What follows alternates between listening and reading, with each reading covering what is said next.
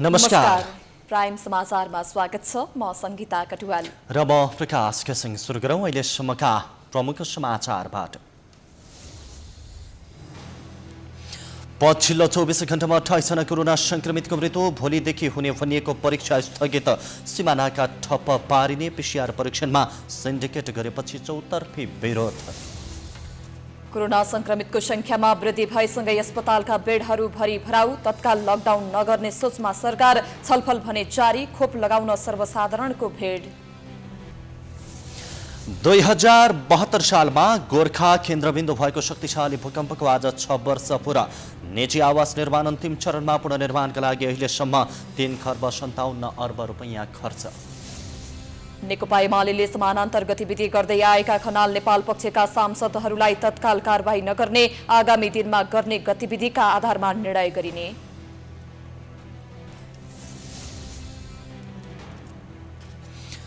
सरकारले दिएको समर्थन फिर्ता गर्दा प्रधानमन्त्रीले फेरि संसद विघटन गर्न सक्ने क्रममा माओवादीको केन्द्र अध्यक्ष दाहाललाई अधिकार दिए पनि निर्णय गर्न सकेनन्।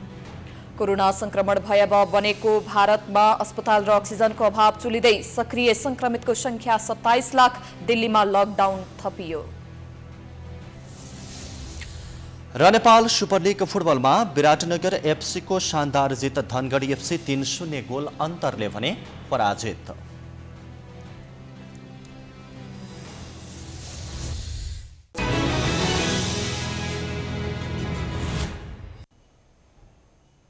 अब समाचार विस्तारमा। नेपालमा कोरोना संक्रमितको संख्या आज 3 लाख नागेको छ। पछिल्लो 24 घण्टामा नेपालमा 3032 जना संक्रमित थपिएसँगै संक्रमितको कुल संख्या 3,119,000 जना पुगेको हो। स्वास्थ्य तथा जनसंख्या मन्त्रालयका अनुसार देशका विभिन्न प्रयोगशालामा गरिएको 9292 पीसीआर परीक्षणबाट 3032 जना संक्रमित फेला परेका हुन्। त्यस्तै 786 एन्टिजेन परीक्षणबाट 90 जनामा संक्रमण पुष्टि भएको छ। यो सँगै पीसीआर र एन्टिजेन परीक्षणमा 3122 जनामा कोरोना संक्रमण पुष्टि भएको हो। पछिल्लो 24 घण्टामा काठमाडौँमा 1132 सहित उपत्यकामा 1498 जना कोरोना संक्रमित थपिएका छन्। काठमाडौँमा 1132, ललितपुरमा 270 र भक्तपुरमा 96 जनामा संक्रमण पुष्टि भएको छ।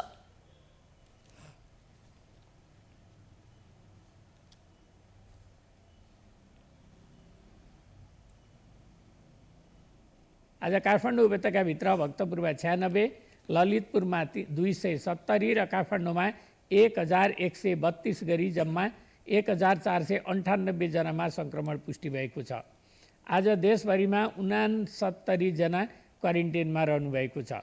गत 24 घण्टामा कोभिड-19 संक्रमण मुक्त भई 450 जना डिस्चार्ज हुनुभएको छ। हालसम्मको कोभिड-19 संक्रमणबाट मुक्त हुने दर 92.5% रहेको छ। दिन प्रतिदिन संक्रमितको संख्या बढेसँगै सक्रिय संक्रमितमा पनि वृद्धि हुँदै गएको छ। अहिले 19,392 जना 82 जना सक्रिय संक्रमितले उपचार गराइरहेका छन्। मन्त्रालयका अनुसार हाल देशभर 252 जना आइसियु र भेन्टिलेटरमा 65 जना रहेका छन्। मन्त्रालयका अनुसार देशभर कोरोना मुक्त हुने दर 92.5% रहेको छ। यसैबीच मन्त्रालयले सञ्चारकर्मीहरूलाई कोरोना भाइरस विरुद्ध जनस्वास्थ्य मापदण्ड नअपनाउने जो कोहीको समाचारलाई निरुत्साहित गर्न अनुरोध गरेको छ। समाचार पढ्दा, अन्तर्वार्ता लिँदा वा कुनै पनि कार्यक्रमहरूका समाचार बनाउँदा मास्कको प्रयोग अनिवार्य गर्न आग्रह गरेको छ। त्यस्तै सार्वजनिक समारोह र सार्वजनिक स्थलमा हुने कार्यक्रममा सहभागी नहुन आह्वान गरेको छ।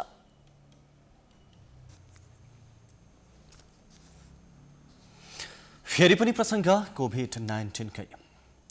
कोभिड-19 सङ्कट व्यवस्थापन केन्द्र सीएमसीले सोमबारदेखि हुने भनिएका विद्यालय तहका सबै परीक्षा स्थगित गर्ने निर्णय गरिएको छ।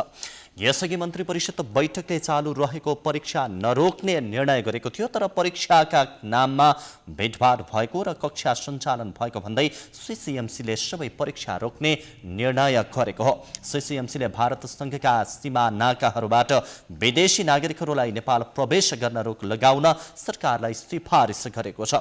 त्यसैगरी कोरोना भाइरस सक्रिय संक्रमितको संख्या भने पहाडमा 200 र शहरमा ठाउँमा 500 जना नाघेमा निषेधाज्ञा गर्ने अधिकार दिएको छ।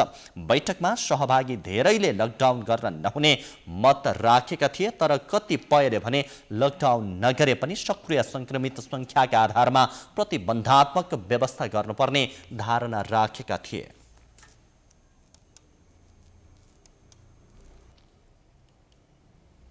देशभर हाल पीसीआर परीक्षणको अनुमति पाएका 96वटा ल्याब छन्, तर अहिले 5वटा निजी अस्पतालका प्रयोगशालालाई मात्रै विदेश जाने प्रयोजनको लागि हुने कोभिड पीसीआर परीक्षणको अनुमति दिएपछि सरकारको चौतर्फी आलोचना भइरहेको छ।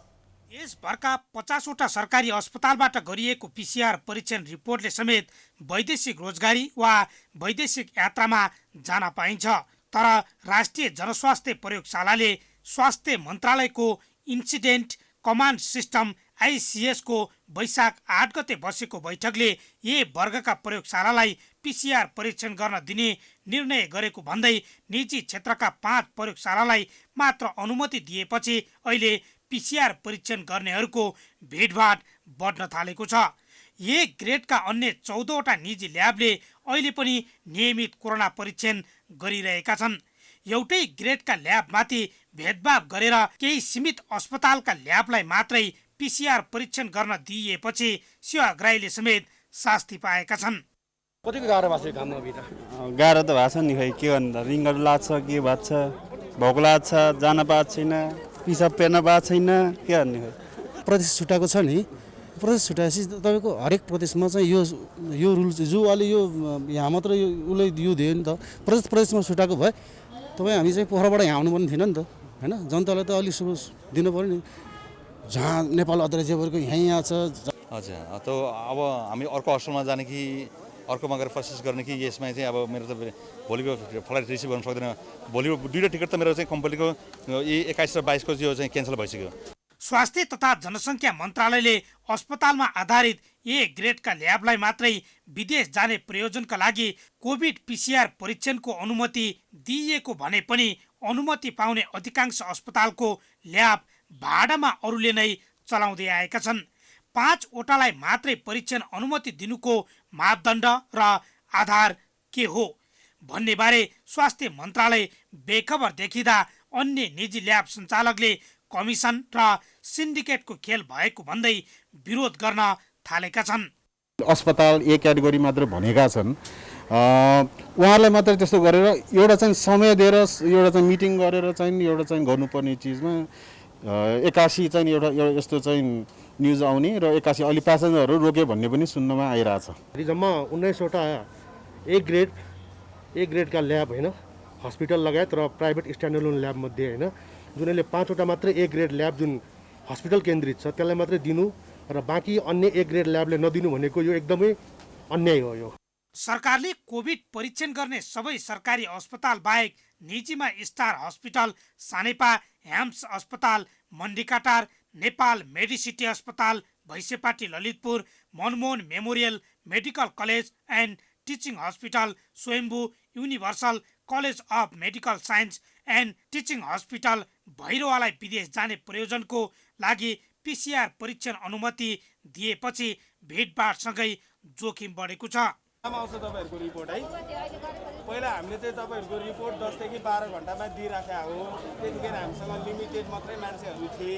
अहिले सरकारले जब त्यो इजाजत कोरोना संक्रमणको दोस्रो लहर व्यापक भन्दै गर्दा परीक्षणको दायरा बढाउनु पर्ने जनदबाव छ, तर सरकार भने निजी ए ग्रेडका ल्याबलाई नै विभेद गरेर बाध्यताले कोरोना परीक्षण गर्नेहरूमाथि नै अन्याय गरिरहेको छ। सरकारले प्रति व्यक्ति पीसीआर परीक्षणको शुल्क 2000 रुपैयाँ निर्धारण गरे पनि यी ल्याबले प्रति व्यक्ति 2400 असुल्दै आएका छन्। 3 दिन पहिला 2000 लिन्थ्यो, अहिले 2400 बनाइएको छ। अनि तपाईँको चाहिँ पहिला धेरै ठाउँमा कोरोना चेक हुन्थ्यो, अहिले सीमित गरिएको छ। सीमित गरेपछि किन पैसा बढाउने? अनि यो अरूलाई अनि रिपोर्टको लागि अघि भनिहाल्नु भयो, यहाँ चाहिँ यहीँ रिपोर्ट लिन आउनुपर्ने, अनलाइन गरे पनि हुन्थ्यो। गार्डलाई त सोध्ने, हामीले त अब कसैलाई सोध्नै पाएको छैन। उसलाई सोद्धाखेरि उसले अब 24 घण्टाभन्दा पहिला आउँदैन भन्नुहुन्छ। अब त्योभन्दा पहिला स्याम्पल दिन पाएन भने त रिपोर्ट आएन। 19 निजी ए ग्रेडका ल्याब मध्ये 5वटालाई परीक्षण अनुमति र अरूलाई रोकिनुको रहस्य के हो त? कतै निजी ल्याब सञ्चालक र सरकारी अधिकारी बीच मिलेमतो त भएको छैन भन्ने गम्भीर प्रश्न उब्जिएको छ। सरकारी अधिकारीहरू भने विभेद नभई नियम सङ्गत निर्णय भएको दाबी गरिरहेका छन्। हामीले के भनेका छौँ भन्दा एक क्लासका अथवा स्वास्थ्य मन्त्रालय भने बमोजिमका मापदण्ड पुगेका अस्पतालहरूलाई हामीले के अरे कोरोना टेस्ट, तपाईँले उठाएको कोरोना टेस्ट गर्ने विदेश जान स्वदेश जान कहाँ कहाँ हो त्यो चाहिँ हामीले अनुमति दिएका छौँ। त्यसका निम्ति कार्यविधि बनाएका छौँ। सीमित ल्याबमा परीक्षण गरिँदा भिडभाडको जोखिम त छँदैछ। पिसिआर जाँच गर्नेहरूको चापसँगै 48 घण्टा बढी समय रिपोर्टका लागि कुर्नुपर्ने भएको छ। अझ सचिव स्तरीय निर्णय भएको भन्दै 5वटा निजी अस्पतालको पक्षमा लादिएको सिन्डिकेट बारे स्वास्थ्य तथा जनसङ्ख्या मन्त्री हृदय त्रिपाठी र प्रधानमन्त्री केपी शर्मा ओली बेखबर देखिनु अर्को गम्भीर विषय बनेको छ। पिसिआर परीक्षणको सिन्डिकेट भित्रको चलखेल बारेको विस्तृत खुलासा सोमबार राति 9 बजे कार्यक्रम जनताको इजलास मार्फत हुनेछ। काठमाडौँ उपत्यकाका लगायत मुख्य अस्पतालहरूमा कोरोनाका बिरामी उपचारका लागि व्यवस्था गरिएका आइसियु कक्ष भरिएका छन्। संक्रमण दैनिक भयावह रूपमा बढ्दै गएको छ, तर यस्तै अवस्था रहिरहे अबको केही दिनमा कोरोना संक्रमण भन्दा पनि उपचार सेवा दिन नपाउने अवस्था आउन सक्ने देखिएको छ। दोस्रो लहरको कोरोना संक्रमणले तीव्र गति लिइरहँदा पनि मानिसले जनस्वास्थ्यको मापदण्ड पालना गरेका छैनन्। सार्वजनिक स्थान तथा सवारी साधनमा हुने भिडभाड कायमै छ। स्वास्थ्यका मापदण्ड न नियमन निकायले पालना गरेका छन् न नागरिकले नै। 25 जना भन्दा बढी मानिस भेला नहुनु भनेर निर्देशन दिने सरकार आफै नियमको उल्लङ्घन गर्दै हिँडेका छन्, जुन हिजो धरहरा उद्घाटन गर्ने दृश्यले स्पष्ट पार्दछ। संक्रमण रोग विरुद्ध कुनै पनि निकाय गम्भीर देखिएको छैन। सरकारले संक्रमितको उपचारका लागि अस्पतालका शय्या विस्तार गरे पनि जनशक्ति व्यवस्थापनमा चुनौती कायमै छ। संक्रमण बढ्दै जाँदा अबको केही साता निकै कठिन परिस्थिति आउन सक्ने भन्दै चिकित्सक अतालिएका छन्, जसका लागि संक्रमण रोग नियन्त्रणका लागि लकडाउन गर्न सुझाव दिएका छन्। यो अवस्था अहिलेको जुन अवस्था छ यो अवस्था आइसकेको छ। मैले अघि पनि भने यो सुरुवाती अवस्थामै यस्तो देखिएको हुनाले चाहिँ लकडाउनको बारेमा छलफल गर्ने बेला चाहिँ आइसकेको छ। यसमा चाहिँ अब मलाई जहाँसम्म 2 मा 6 जस्तो लाग्दैन। तर यति हो कि अब त्यो लकडाउन भनेको फेरि अस्ति नै जस्तो धेरै लम्बाउँदै गयो भने त्यसको जुन लक्ष्य छ त्यो लक्ष्य विपरीत प्रतिउत्पादक हुन सक्ने सम्भावना चाहिँ मैले देख्छु। तर यो भनेको चाहिँ फेरि पनि यदि के गरे कदा चाहिँ लकडाउन भयो भने यही अवस्थामा हामीले दुवै पक्षबाट चाहिँ जुन गर्नुपर्ने कदम चाल्नुपर्ने हो त्यो चालिएन भने चाहिँ फेरि त्यो लकडाउन जुन समय हामीले बितायो नि त्यो समय बेकारमा गए जस्तो हुन्छ। पछिल्लो समय नागरिकले समेत लकडाउन गर्नुको विकल्प नभएको भन्दै छिमेकी देशको जस्तै भयावह स्थिति आउन सक्नु पूर्व नै सरकारले आगामी कदम चाल्नुपर्नेमा नागरिक बताउँछन्। पहिला सुरुमा चाहिँ म बेसरी डर लागेको थियो होइन, अनि बिचमा ग्याप भयो। तर अहिले फेरि जतिखेर पनि त्यस्तो भएको देख्दा चाहिँ डर चाहिँ लागेछ। त्यो धेरै पहिला जस्तो त्यत्रो 6-7 महिना चाहिँ बन्द नगर्ने 4-5 महिना होइन, तर 1-2 हप्ता गऱ्यो भने चाहिँ धेरै सामान्य हुन्छ जस्तो लाग्छ कि धेरै कम हुन्छ नि त होइन। कसैलाई नि लागेछ भनेर त थाहा त हुँदैन, तर मान्छे यस्तो झ्याउ हिँडेको देख्दाखेरि चाहिँ धेरै सेफ हुन्छ नि। यो छिमेकी देशमा चाहिँ अब न्युजको देखेको अनुसार चाहिँ त्यो तुरुन्तै गर्नुपर्ने हो त्यो हेरेर। अब यहाँतिर इन्डिया जस्तै यहाँ भयभार भयो भने त यहाँ थेक्न सक्दैन नि त नेपालले। हामी त्यस्तो शक्तिशाली पनि छैन होइन। शक्तिशाली देशमा त त्यस्तो छ भने बिहाल छ त्यहाँ न्युजमा हेरिरहनु भएको छ होइन, त्यस्तो छ। मेरो अब आम नागरिक पनि सचेत हुनुपर्छ। आफ्नो चाहिँ आफैले सुरक्षित गर्नु पर्यो, त्यो सबभन्दा होइन। कोरोना भाइरस संक्रमण नियन्त्रणका लागि सरकारले तत्काल लकडाउन नगर्ने स्पष्ट पारेको छ। परराष्ट्र मन्त्री प्रदीप गेवालीले सरकार लकडाउनको पक्षमा नरहेको स्पष्ट पार्नु भएको हो, तर व्यापक संक्रमण देखिएका ठाउँमा भने क्षेत्रगत रूपमा लकडाउन गर्न सकिने बताउनु भएको छ। अहिले सरकारको आग्रह सबै नागरिकहरूलाई स्वास्थ्य मापदण्डको पालना गर्नुहोस् भन्ने रहेको मन्त्री गेवालीले बताउनुभयो। अहिले तत्काल हामी नेसनल वाइड लकडाउन चाहिँ हामी गर्दैनौँ। अहिलेको हाम्रो आग्रह सबै नागरिकहरूलाई स्वास्थ्य प्रोटोकलको पालना गर्नुहोस् भन्ने नै छ। किनभने लकडाउनले एकछिनलाई कोभिडको चेन ब्रेक गर्छ, तर अलिकति पुस गर्ने मात्रै हो, त्यो आफैमा अन्तिम समाधान होइन। त्यस कारणले अब भर्खर अर्थतन्त्र तङ्ग्रिन थालेको हुनाले सकभर अर्थतन्त्रमा मान्छेको जीविकामा प्रतिकूल प्रभाव नपरोस् भन्ने सरकारको चाहना छ। यस्ता संक्रमण रोग नियन्त्रण गर्नका लागि पक्कै पनि केही साता लकडाउन गरी परीक्षण तथा संक्रमितलाई व्यवस्थित गर्न जरुरी छ। तर लकडाउन गरी दैनिक जलामजदुरी गर्ने नागरिकलाई घरभित्रै थुन्ने तर आफू मुख दर्शक बन्ने काम भने सरकारले पक्कै पनि गर्नु हुँदैन। कोरोनाको दोस्रो लहरले नागरिकमा त्रास बढेको छ। केही समय अघि खोप लगाउन इच्छुक नभएका नागरिक समेत घण्टौंसम्म भिडमभिड गरेर लाइन बसेर कोरोना विरुद्धको खोप लगाएका छन्। तर कोरोना विरुद्धको खोप लगाउन लाइनमा बसेकाहरूले नै स्वास्थ्य मापदण्ड पालना गरेका छैनन्। दृश्य हो काठमाडौँको नयाँ बानेश्वर स्थित सिभिल सर्भिस अस्पताल प्राङ्गणको। अनि यो भिड अस्पतालमा सेवा लिनका लागि आएका नागरिकको होइन, ताकि उनीहरू कोरोना विरुद्धको खोप लगाउनकै लागि यसरी लाइन बसेका हुन्। आइतबारबाट कोरोना खोप 18 वर्षदेखि 59 वर्ष उमेर समूहका व्यक्तिले खोप लगाउन पाउने भए पश्चात उपत्यकाका विभिन्न स्थानबाट खोप लगाउन आइपुगेका हुन्। अस्पतालमा निकै भिड देखिन्थ्यो, न सामाजिक दूरी न भौतिक दूरी। ठेलामठेल गरेर खोप लगाउने पालो पर्खिरहेका थिए। लाइनलाई व्यवस्थापन गर्नका लागि न अस्पताल नै सचेत भएको थियो न नागरिक नै। महिना कर दिने मात्र हामीलाई त्यति बेला मात्र चिन्छ, अरू बेला चिन्दैन। यहाँ भ्याकेन्सी छैन हाम्रो यहाँ गर्नु। ल उनीहरूको यहाँ सिभिल कर्मचारी को छ होइन, त्यो के लगाएर आउँछ अनि आफ्नो मान्छेलाई भुलाउँछ। अनि यहाँ 1 घन्टाभन्दा बढी भइसक्यो हामी यहाँदेखि यति आउनु ल। अनि अहिले चाहिँ अलिअलि विरोध भएको छ होइन, आफ्नो मान्छे यहाँ छिराउनलाई बन्द गरिएको छ होइन। अब यहाँ अगाडिबाट पनि छिरिरहेछ मान्छे, कोही बिचमा कोही हेलो हाई गरेर पनि छिरिरहेछ, लाइन बिचिरहेछ, बस्ने फेरि पछाडि छ। त्यो पछाडि मान्छेहरू पाला आउँछ भन्ने छ कि चाहिँ होइन। हामी खोप लाउन आइरहेछौँ, लाइन हेर्दाखेरि लाग्छ खोप लाउन होइन सार्न आइरहेछौँ जस्तो देखिन्छ कि। अब त्यसमा व्यवस्थापन त खासै त्यस्तो देखिँदैन। कोही पनि लाइनमा मान्छे छिरिरहेछन् बिचमा, कोही कहाँबाट छिरिरहेछन् होइन। कोही त्यस्तो मान्छे यहाँ देखिएन कि जसले चाहिँ व्यवस्था गरोस् तपाईँहरू यसरी बस्नुहोस् होइन, डिस्टेन्स गरेर बस्नुहोस् भन्ने चाहिँ देखिएन। अब यहाँनिर अस्पतालले गर्ने हो वा अरू कसैले गर्नुपर्ने, जसले गराउनु पर्ने त्यो देखिएन। हामीले चाहिँ डिस्टेन्स गरेर बस्ने मान्छेहरू बस्दिन्छ, हामी डिस्टेन्स गरेर बस्यौँ भने पनि बिचमा आएर कोही छिरिदिरहेछ र कि। खोप लगाउनकै लागि घण्टौंसम्म लाइन बस्दा समेत आफ्नो पालो आउँछ या आउँदैन भन्ने चिन्तामा थिए। उनीहरू खोप लगाउने काममा समेत लाइन बसेकाहरूका लागि प्राथमिकता नदिएको भन्दै आक्रोशित थिए। देखाउनु पर्यो सुन्छ देखाएर अब अलिकति सेफ हुन्छ कि भन्ने आशले भ्याक्सिन त लगाउनै पर्यो लाम बसेर पनि। त्यही गरेर आएको सबैजना यहाँ। उहाँ चाहिँ खाजा खानलाई 1-1 घन्टासम्म ब्रेक लिएर जाने, यो त भएन नि। सिफ्टिङ गर्नु पर्यो नि, यत्रो मान्छेको लाइन बसिरहेछ। त्यही त खाली छ होइन, लाइन यत्रो बसिरहेछौँ। तर उहाँ भन्नुहुन्छ कि दर्ता गर्ने मान्छे खाजा खान जानु भएको छ, 1 घन्टा भइसक्यो लाइन सरेन। पछिल्लो दिनमा खोपप्रति नागरिक आकर्षित देखिएका छन्। जनस्वास्थ्य विज्ञले समेत जतिसक्दो धेरै नागरिकले खोप लगाउनु पर्नेमा जोड दिएका छन्। खोप लगाएका नागरिकलाई कोरोना संक्रमणको जोखिम कम हुने र उक्त व्यक्तिले अन्य व्यक्तिलाई संक्रमण सार्न सक्ने जोखिम कम हुने भएकोले खोप प्रभावकारी भएको जनस्वास्थ्य विज्ञ डाक्टर सुन्दरमणि दीक्षित बताउनुहुन्छ। रोग लागेको व्यक्तिलाई एन्टिबडी कतिको पावरफुल छ डेभलप हुन्छ भनेर तपाईँको क्षमतामा डिपेन्ड गर्छ। अब तपाईँ लुरे हुन्छ, तपाईँ रोगी हुनुहुन्छ भने तपाईँ त्यसले समात्यो भनेदेखि तपाईँको त्यो भित्रबाट त्यो क्षमता छैन त्यो लड्ने कि, त्यसले एन्टिबडी कम दिँदो रहेछ। उसले सेकेन्ड टाइम कडा हुन्छ।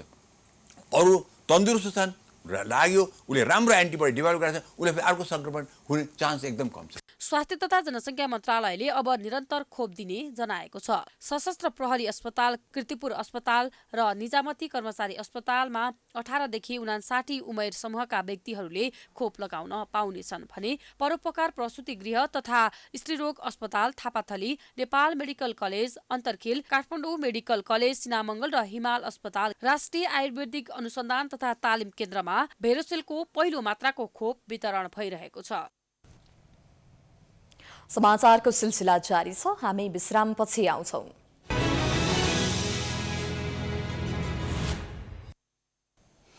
विश्रामपछि स्वागत छ। अब बाँकी समाचार। 2072 वैशाख 12 गतिको महाभूकम्प गएको 6 वर्ष पुरा भएको छ। महाभूकम्पबाट ठूलो मात्रामा भौतिक क्षति पनि पुगेको थियो। 6 वर्ष अघिको त्यो कहानी लाग्दो भूकम्पले के कति क्षति पुगेको थियो त?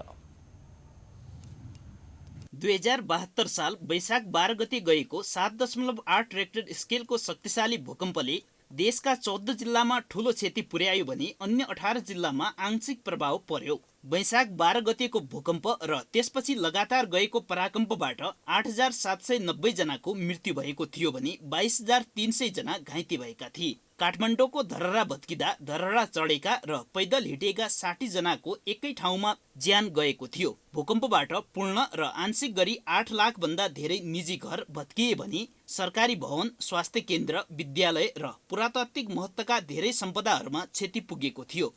बारपाक भूकम्प र त्यसपछिका पराकम्पहरूबाट गोर्खा, सिन्धुपाल्चोक, काठमाडौँ, दोलखा, ओखलढुङ्गा, रामेछाप, काभ्रेपलाञ्चोक, सिन्धुली, भक्तपुर, ललितपुर, रसुवा, नुवाकोट, धादिङ र मकवानपुर गरी 14 जिल्ला अति प्रभावित भएका थिए। यो भूकम्पका कारण सङ्खुवानसभा, भोजपुर, धनकुटा, खोटाङ, सोलुखुम्बु, चितवन, तनहुँ, लमजुङ, कास्की, पर्वत, बागलुङ, म्याग्दी, स्याङ्जा, पाल्पा, गुल्मी, अर्घाखाँची, नवलपुर र परासी लगायतका 18 जिल्ला आंशिक रूपमा प्रभावित भएका थिए। ठूलो परिमाणमा भौतिक क्षति पनि भएको थियो। भूकम्पबाट 279 मानव बस्तीमा क्षति पुगेको थियो। 7,553 शिक्षण संस्था र 1,197 स्वास्थ्य संस्था पनि भूकम्पबाट क्षतिग्रस्त भएका थिए। भूकम्पले 920 सांस्कृतिक सम्पदामा क्षति पुर्याएको थियो, जसमा 170 विश्व सम्पदा क्षेत्र थिए। बारपाक भूकम्पका कारण 3,212 खानेपानी संरचना, 415 सहकारी भवन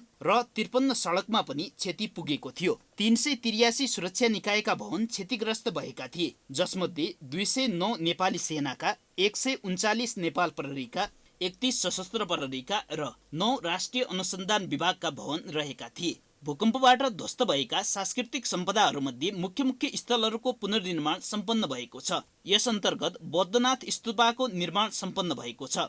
रानीपोखरी तथा धरहराको पनि निर्माण सम्पन्न भइसकेको छ। यस्तै पाटन दरबार क्षेत्र अन्तर्गत रहेका सम्पदाहरूमध्ये 3 वटाको निर्माण सम्पन्न भएको छ भने 5 वटाको निर्माण कार्य जारी छ।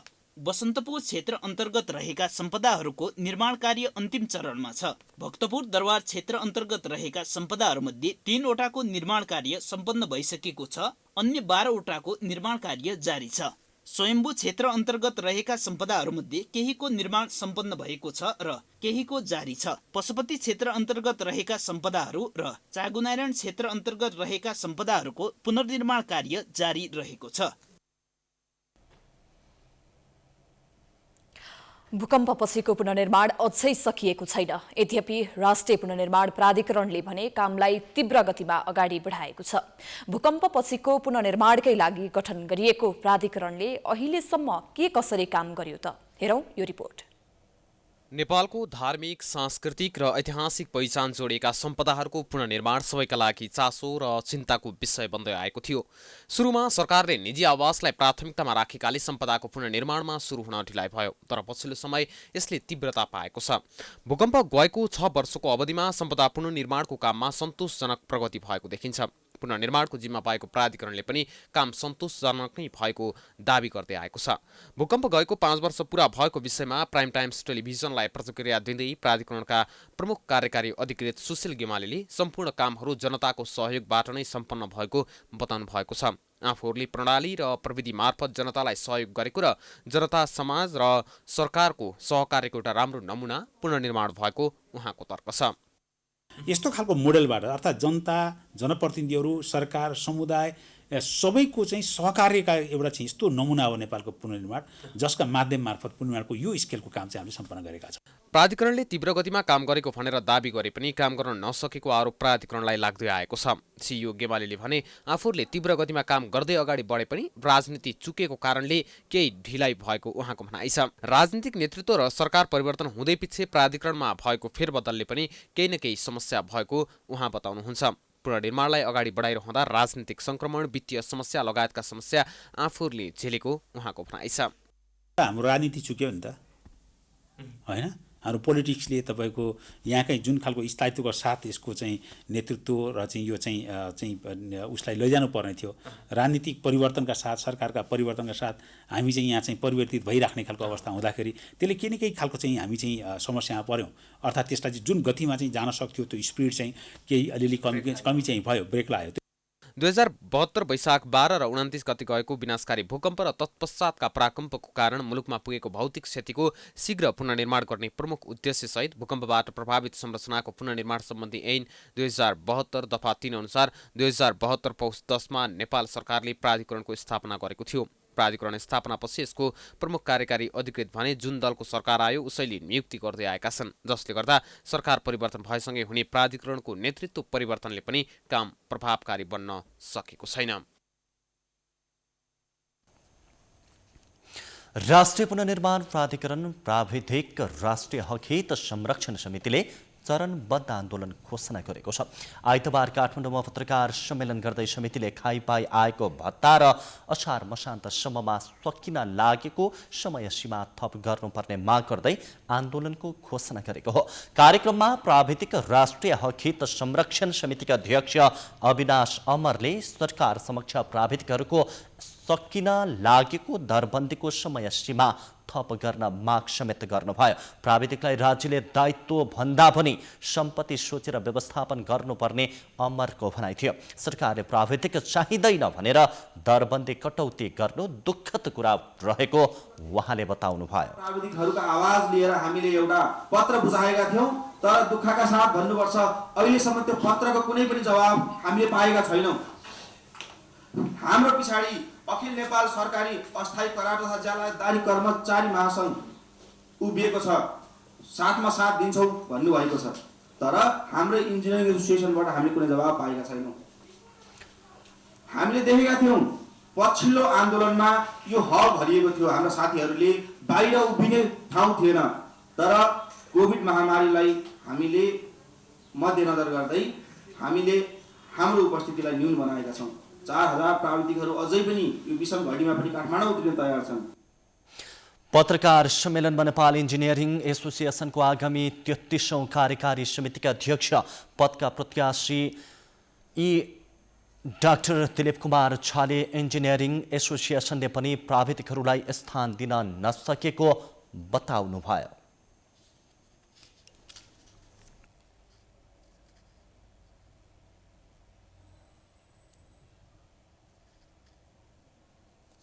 नेकपा एमाले पार्टीभित्र समानान्तर गतिविधि गर्दै आएका झलनाथ खनाल, माधव कुमार नेपाल पक्षका सांसदहरूलाई तत्काल कारबाही नगर्ने भएको छ।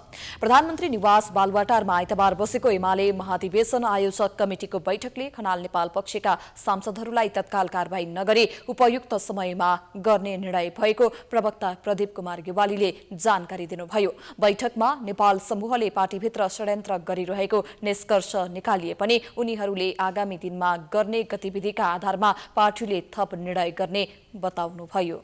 प्रस्ताव ल्याउने कोसिसहरू पनि भइरहेको छ। प्रतिपक्षले ल्याउने कुरा त धेरै ठुलो कुरा भएन, तर कर्णालीको जस्तै विभिन्न ठाउँमा फ्लोर क्रसहरू गराउन पनि प्रयासहरू हुँदै गरेका त्यस्ता प्रयासहरू पनि छन्। तिनीहरूको बारेमा हामीले आवश्यक जानकारीहरू लिइरहेका छौँ। आवश्यक निर्णयहरू पछाडि उपयुक्त समयमा गरिनेछ। यसका लागि पार्टीको स्थायी कमिटीलाई आवश्यक निर्णय गर्न जिम्मेवारी दिएको प्रवक्ता गेवालीको भनाइ छ। यसअघि शुक्रबार बसेको आयोजक कमिटीको बैठकले कर्णालीमा फ्लोर क्रस गर्ने 4 जना सांसदलाई पार्टीबाट निष्कासन गरेको थियो भने 265 जना केन्द्रीय नेताहरूको कार्यविभाजन गरेको थियो। बैठकले झलनाथ खनाल र माधव नेपाल पक्षलाई अलग राखेर पार्टीको स्थायी समिति गठन गरिएको थियो।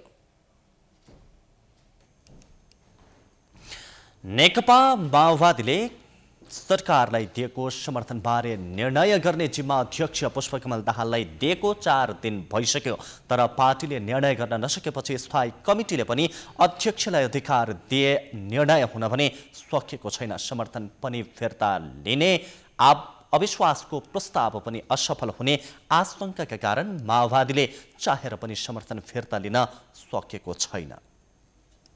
प्रधानमन्त्री केपी ओलीको राजीनामा माग्दै आएको र वैकल्पिक सरकारको पहल गर्न कांग्रेसलाई आग्रह गरेको माओवादी केन्द्रले सरकारबाट अलग भएको औपचारिक निर्णय लिन सकेको छैन। एमाले र माओवादीको एकता भङ्ग भएपछि माओवादी केन्द्रका अध्यक्ष पुष्पकमल दाहालले कांग्रेस सभापति शेरबहादुर देउवालाई सरकारको नेतृत्व लिन आग्रह गर्दै आउनु भएको छ। त्यस पश्चात प्रमुख प्रतिपक्षी दल कांग्रेसले प्रधानमन्त्री केपी शर्मा ओलीको राजीनामा माग्ने र आफ्नै नेतृत्वमा सरकार गठन गर्ने औपचारिक निर्णय गर्यो। तर जनता समाजवादी पार्टीले कांग्रेस नेतृत्वको सरकारलाई साथ दिने निर्णय नगर्दा माओवादी पनि अन्यलमा परेको हो। अहिलेको अवस्थामा समर्थन फिर्ता लिने निर्णय आत्मघाती हुन सक्ने माओवादीको बुझाइ छ। माओवादीले सरकारबाट अलग भएको निर्णय गरेपछि प्रधानमन्त्री ओलीले 30 दिनभित्र विश्वासको मत लिनुपर्छ। त्यसबेला जसपाले ओलीलाई विश्वासको मत दिएको खण्डमा माओवादी असफल भएको ठहरिनेछ। हामीले चाहिँ समर्थन फिर्ता गर्ने बित्तिकै चाहिँ उहाँले चाहिँ तपाईको मतलब अविश्वासको मुख गर्ने र चाहिँ तपाईको यो 76-3 को सरकारमा परिणत भयो भनेर चाहिँ व्याख्या गर्ने अनि 76-3 को ले पनि विश्वासको मत प्राप्त गर्न सकेन भन्दै चाहिँ 76-5 को चाहिँ प्रयोग गरेर 76-7 चाहिँ अथवा संसद भङ्ग गर्ने प्रावधान चाहिँ प्रयोग गर्न सक्ने खतरा चाहिँ टटकारो रूपमा छ। 76-2 को सरकार बन्ने सुनिश्चित भयो भने हामी जहिलेसम्म पनि फिर्ता गर्न सक्छौं। तीन दलबीच भद्रगोलको अवस्था रहेकै बेला ओलीले 30 दिन नपर्खेर तत्काल विश्वासको मतको प्रस्ताव संसदमा राख्न सक्छन्। त्यस्तो बेलामा उनले विश्वासको मत नपाउने र संसदले वैकल्पिक सरकार पनि दिन नसक्ने जोखिम हुन्छ। त्यसले फेरि प्रतिनिधि सभा विघटनको जोखिम बढाउँछ। यही जोखिम नहुने अवस्था सिर्जना नहुँदासम्म माओवादीले समर्थन फिर्ता नलिने राजनीतिक विश्लेषकको भनाइ छ। मौका पुरेर र मौका ढोकेर भनेर भने हुन्छ नि, सबै राजनीतिक पार्टीहरू गएका छन्, त्यसमा माओवादी केन्द्र पनि गएको देख्छु मैले। सबै शक्तिहरूले आफ्नो अनुकूल भएको हुन्छ कि हुँदैन त्यो दोस्रो पाटो हो। अनुकूल भएको ठम्याइ भइसकेपछि कुनै पनि आफ्नो पहल लिन्छन्। त्यसै मध्येमा नेकपा माओवादी केन्द्र पनि रहेको हुनुपर्छ। सत्ता चरित्र अहिले ज्यादै चुनौतीपूर्ण संशयपूर्ण अजिम्मेवारी चिजहरू भएको छ र यसलाई हामीले यो विश्वासको सङ्कट, राजनीतिक व्यवस्थामाथि नै विश्वासको सङ्कट हो।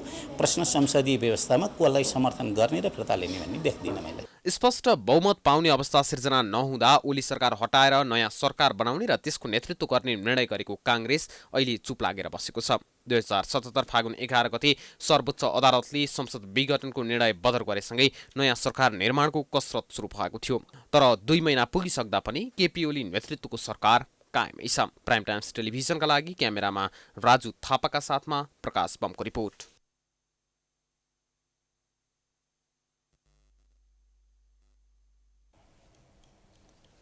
प्रमुख प्रतिपक्षी नेपाली कांग्रेसले बहुमत पुग्ने ग्यारेन्टी नभएसम्म प्रधानमन्त्री केपी शर्मा ओली विरुद्ध अविश्वासको प्रस्ताव ल्याउने पक्षमा नरहेको जनाएको छ। कांग्रेस सभापति शेरबहादुर देउवा निवास बुढानीलकण्ठमा आइतबार बसेको पदाधिकारी तथा पूर्व पदाधिकारी बैठकले प्रधानमन्त्रीले राजीनामा दिनुपर्ने र कांग्रेसको नेतृत्वमा सरकार बनाउन पहल जारी राख्ने भन्दै अविश्वासको प्रस्ताव भने बहुमत पुग्ने ग्यारेन्टी नभएसम्म अघि नबढाउने निष्कर्ष निकालेको हो। बैठकपछि कांग्रेस उपसभापति विमलेन्द्र निधिले अविश्वासको प्रस्तावका लागि अहिलेसम्म संख्या नपुगेको बताउनुभयो। संख्या नपुग्दा र त्यसको ग्यारेन्टी नहुँदासम्म अविश्वासको प्रस्ताव राखेर फेल भयो 1 वर्षसम्म राख्न नपाइने भएकाले पूर्ण तयारी नगरी अविश्वास प्रस्ताव नल्याउने उहाँले बताउनुभयो। बैठकले नेपालमा अन्य देशबाट खोप ल्याउनका लागि अन्य देशसँग आग्रह गर्ने निर्णय गरेको छ। यस्तै पदाधिकारी बैठकले सोमबारका लागि तय भएको केन्द्रीय समिति बैठक स्थगित गरेको छ। सोमबार केन्द्रीय सदस्यहरूको कोभिड परीक्षण गर्ने र बुधबार बैठक बस्ने तयारी गरिएको उहाँले बताउनुभयो।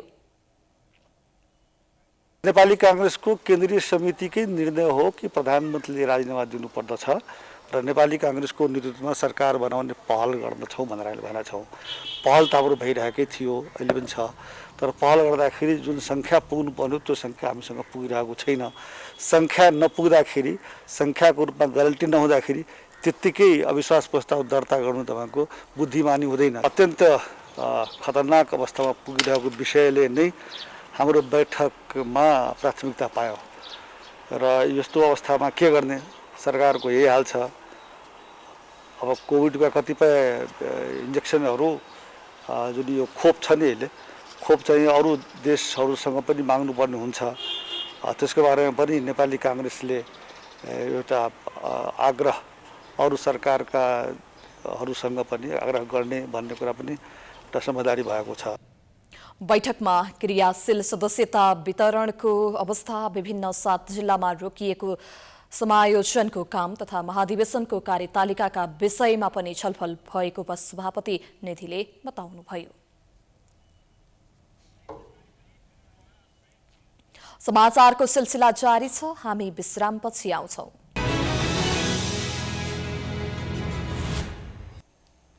विश्रामपछि स्वागत छ। अब आर्थिक समाचार।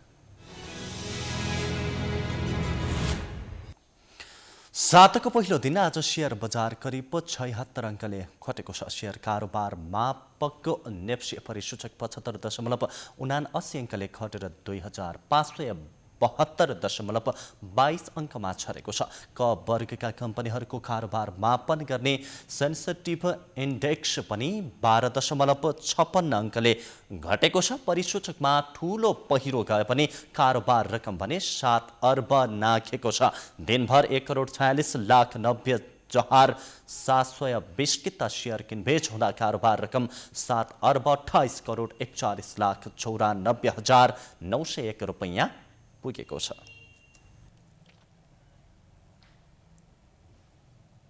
सरकारले लगानीको वातावरण बनेको दाबी गर्दै आइरहे पनि लगानीकर्ता भने अझै आश्वस्त हुन सकेका छैनन्। कृषि लगायत औद्योगिक क्षेत्रमा लगानी नहुँदा उत्पादन घट्नुका साथै व्यापार घाटा बढ्दै गएको छ। अर्थतन्त्र आयातमुखी हुँदा उद्योग क्षेत्रमा लगानी घटेको छ। भन्सार विभागका अनुसार साउनदेखि फागुनसम्म विदेशबाट 9 खर्ब 43 अर्ब 98 करोड रुपैयाँ बराबरको सामान आयात भएको छ।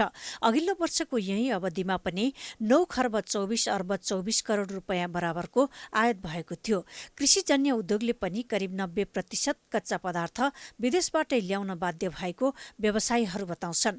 देशभित्र रोजगारी बढाउन र आयात निरुत्साहित गर्नका लागि उत्पादनमूलक क्षेत्रमा लगानीको खाँचो छ। तर यो क्षेत्रमा घट्दो लगानीले निजी क्षेत्रको लगानी व्यापारमै केन्द्रित रहेको देखाउँछ। सरकार र निजी क्षेत्र मिलेर व्यापार घाटा कम गर्न बलियो भूमिका खेल्न नसकेको आरोप समेत लाग्दै आएको छ। समस्या उद्योग क्षेत्रको विकास 62-63 को जनआन्दोलनको बेलामा म तपाईलाई उत्पादनमूलक उद्योग क्षेत्रको जीडीपीमा कन्ट्रिब्युसन 12-13% भन्दा पनि बढी देखिन्थ्यो। अहिले आएर त्यो उत्पादनमूलक क्षेत्रमा अहिले उद्योग क्षेत्रको कन्ट्रिब्युसन भनेको 5-5.5% को हाराहारीमा मात्रै छ। यसको पछाडि दुईटा कारण छ। हाम्रो प्रतिस्पर्धी क्षमता विकास हुन सकेन। हामी कहाँ उत्पादन गर्नु नै धेरै महँगो पर्न गयो र आयात गर्नु सस्तो पर्ने भयो। यसको लागि एउटा त हाम्रो भूपरिवेष्टित राष्ट्र हो, ल्यान्डलर्ड कन्ट्रीले पनि हाम्रो कोस्ट अफ यो लजिस्टिक धेरै महँगो परेको देख्यो।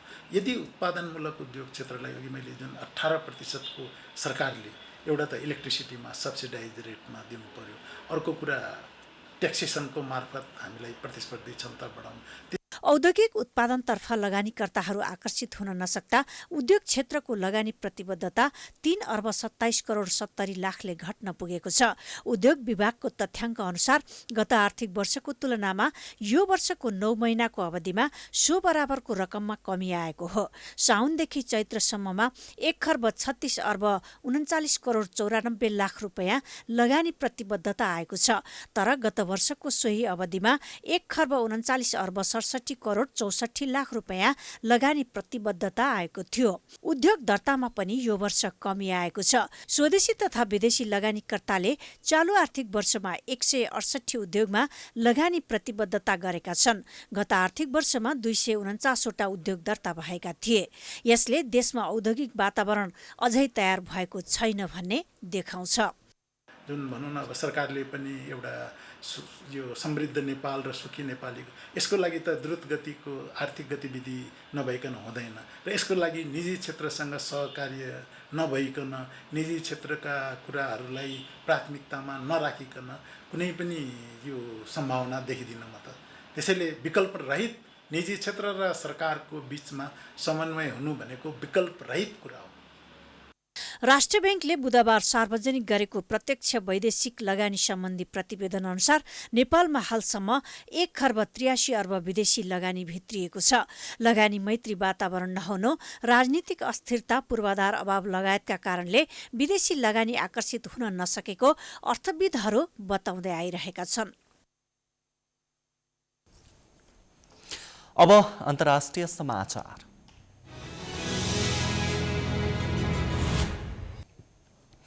यति बेला भारत कोरोना संक्रमणको भयावह अवस्थाबाट गुज्रिरहेको छ। दैनिक 3.5 लाख संक्रमित भेटिन थालेका छन्। सक्रिय संक्रमितको संख्या पनि 27 लाख पुगेको छ।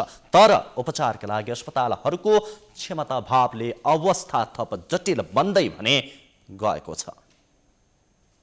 भारतमा कोरोनाको दोस्रो लहर खतरनाक हुँदै गइरहेको छ। शनिबार भारतमा सर्वाधिक 3,48,979 मानिसहरूमा कोरोनाको पुष्टि भएको छ। हालसम्म एक दिनमा भेटिएको संक्रमितको यो आँकडा सबैभन्दा धेरै हो। भारतमा लगातार चौथो दिन 3 लाख भन्दा बढी संक्रमित भेटिएको हो। भारतमा सक्रिय संक्रमित अर्थात् उपचार गराइरहेकाहरूको संख्या 27 लाख पुगेको छ। भारतमा अहिलेसम्म 1,92,000 भन्दा धेरै संक्रमितको मृत्यु भइसकेको छ। संक्रमणले भयावह अवस्था सिर्जना गरेपछि भारतको राजधानी नयाँ दिल्लीमा थप एक साताका लागि लकडाउन बढाइएको छ। दिल्लीका मुख्यमन्त्री अरविन्द केजरीवालले आइतबार दिउँसो अर्को एक साताका लागि लकडाउन बढाइएको घोषणा गरेका हुन्। कोरोना संक्रमणको साङ्लो तोड्न भन्दै दिल्ली सरकारले अघिल्लो सोमबार एक साताका लागि लकडाउन लागू गरेको थियो। तर संक्रमणमा अपेक्षाकृत ढङ्गले कमी नआएपछि सोमबार बिहानसम्मको पहिलो लकडाउन सकिनु अघिल्लो दिन नै केजरीवालले 3 मईको बिहान 5 बजेसम्मका लागि लकडाउन बढाउने घोषणा गरेका हुन्। दिल्लीको अन्य राज्यहरूको तुलनामा संक्रमण दर पनि उच्च रहेको छ। दैनिक परीक्षणमा करिब 37% दरले कोरोना पुष्टि भइरहेको छ। संक्रमण बढेसँगै अस्पतालहरूमा बेड र अक्सिजनको चरम अभाव देखिएको छ। अस्पतालहरूमा अक्सिजन आपूर्ति अवरुद्ध हुँदा धेरैको ज्यान समेत गएको छ। बिहिबार र शुक्रबार मात्र दिल्लीका 2वटा अस्पतालमा अक्सिजन अभावका कारण 45 जनाको ज्यान गएको थियो। त्यसैगरी बिरामीको चाप बढेकाले अस्पतालहरूले नयाँ बिरामी लिन छाडेका छन्। कोरोनाको दोस्रो लहर सुरु भएसँगै दिल्ली, महाराष्ट्र, उत्तर प्रदेश, मध्य प्रदेश, गुजरात, छत्तीसगढ, कर्नाटक लगायत राज्यमा उच्च संक्रमण देखिएको छ। संक्रमणकै कारण भारतमा निर्वाचन आयोगले चुनावी र्याली र सभा आयोजना गर्न रोक लगाइसकेको छ। भारतका राज्यहरूमा यो वर्ष हुन गइरहेको श्रृङ्खलाबद्ध चुनाव प्रभावित हुने भएको छ। भारतमा गत जनवरी 16 देखि कोरोना भाइरस विरुद्धको होप अभियान चलिरहे पनि भाइरसबाट संक्रमित र मृतकको संख्यामा दिन प्रतिदिन वृद्धि हुँदै गएको छ। भारत विश्वमा सबैभन्दा बढी संक्रमित मुलुकमध्ये अमेरिकापछि दोस्रोमा पर्छ।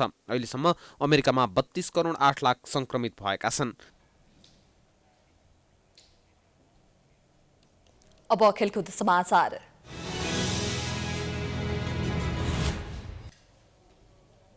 विराटनगर एफसीले पहिलो संस्करणको नेपाल सुपर लिग NSL फुटबलमा शानदार जित निकालेको छ।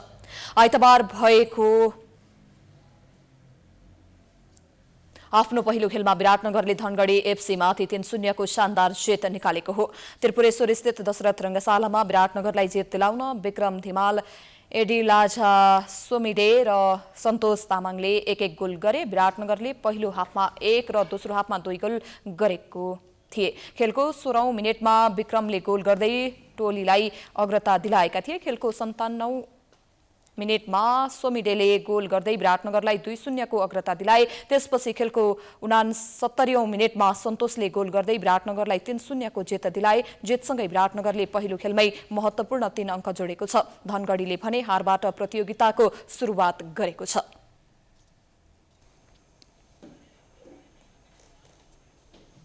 यो सँगै हामी समाचारको अन्त्यमा आइपुगेका छौं। जाँदा जाँदै प्रमुख समाचार पुनः एकपटक। पछिल्लो 24 घण्टामा 28 जना कोरोना संक्रमितको मृत्यु। भोलिदेखि हुने भनिएको परीक्षा स्थगित। सीमा नाका ठप्प पारिने। PCR परीक्षणमा सिन्डिकेट गरेपछि चौतर्फी विरोध।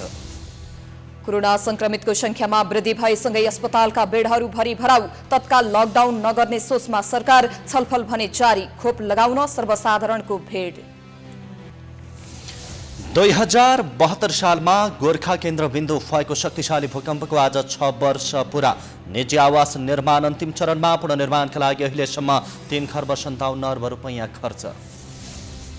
नेकपा एमाले समानान्तर गतिविधि गर्दै आएका खनाल नेपाल पक्षका सांसदहरूलाई तत्काल कारवाही नगर्ने। आगामी दिनमा गर्ने गतिविधिका आधारमा निर्णय गरिने। सरकारले दिएको समर्थन फिर्ता गर्दा प्रधानमन्त्रीले फेरि संसद विघटन गर्न सक्ने त्रासमा। माओवादी केन्द्र अध्यक्ष दाहाललाई अधिकार दिए पनि निर्णय गर्न सकेनन्। कोरोना संक्रमण भयावह बनेको भारतमा अस्पताल र अक्सिजनको अभाव चुलिँदै सक्रिय संक्रमितको संख्या 27 लाख। दिल्लीमा लकडाउन थपियो। र नेपाल सुपर लिग फुटबलमा विराटनगर एफसी को शानदार जित। धनगढी एफसी 3-0 गोल अन्तरले भने पराजित।